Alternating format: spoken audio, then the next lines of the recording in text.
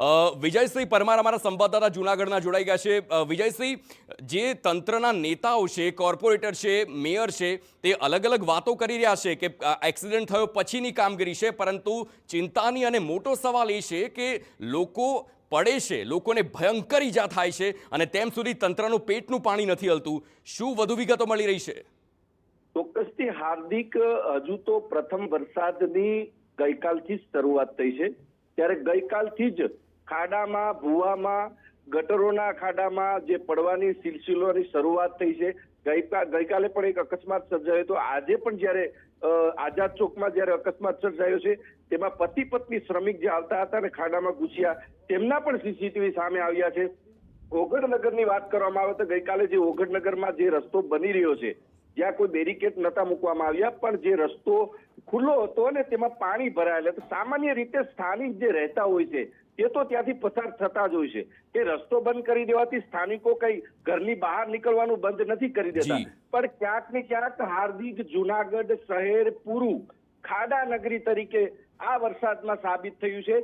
હાલ પણ જ્યારે સ્થિતિ સવારથી જ જ્યારે થોડો વરસાદ પડે ત્યાં જૂનાગઢ શહેરની તમામ સોસાયટીઓ, તમામ ગલીઓમાં જ્યારે ખાડાઓમાંથી પાણી બહાર આવતું હોય છે, ક્યાંક ને ક્યાંક કોઈકનો અકસ્માત થાય છે, કોઈ ખાડામાં બાઇક કરે છે। એક ઝાંઝરા રોડ ઉપર પણ સવારની એક ઘટના બની હતી કે રોડ ઉપર થી 4 વ્હીલ કાર પસાર થાય છે અને તે પણ ખાડામાં ઘૂસી જાય છે। તો પાણી જે ભરાયેલું હોય છે તે સામાન્ય રીતે નાગરિકોને ખબર નથી હોતી કે અહીંયા કોઈ ખાડો છે। જે ખાડા ખોદનારા છે, જે મનપા તંત્ર છે, જે હોદ્દેદારો છે કે જે કામગીરી કરાવનારા અધિકારીઓ છે, તે તમામને ખ્યાલ છે કે આ રસ્તા રોડનું કામ કઈ જગ્યાએ ચાલી રહ્યું છે, ત્યાં બેરિકેડ મૂકવા જોતા હોય છે। બેરિકેડ મૂકવાથી લોકોને ખ્યાલ આવે, પણ ક્યાંક ને ક્યાંક આ લોકો હજુ પણ ભર નિંદ્રામાં સૂતા છે।